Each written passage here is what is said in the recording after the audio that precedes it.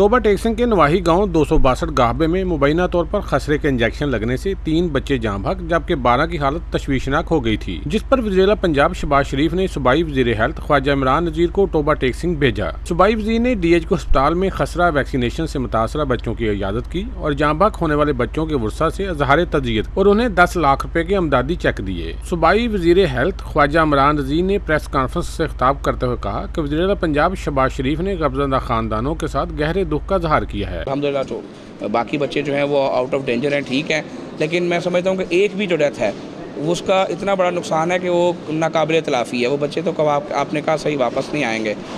जैसे ही कल मुझे सूबाई वज़ीर ने इंक्वायरी में गफलत के मुर्तकब महकमा हेल्थ के CEO डॉक्टर मोहम्मद नवाज रांझा को OSD जबकि डॉक्टर मसूद समेत 4 एहलकारों को मुअत्तल कर दिया है। उन्होंने मजीद बताया कि वैक्सीनेटर और सुपरवाइजरी स्टाफ और गफलत में मुलव्वस मुलाजमीन को सख्त से सख्त सजा मिलेगी। कैमरामैन रशीद अंजम के साथ सुल्तान महमूद, टोबा।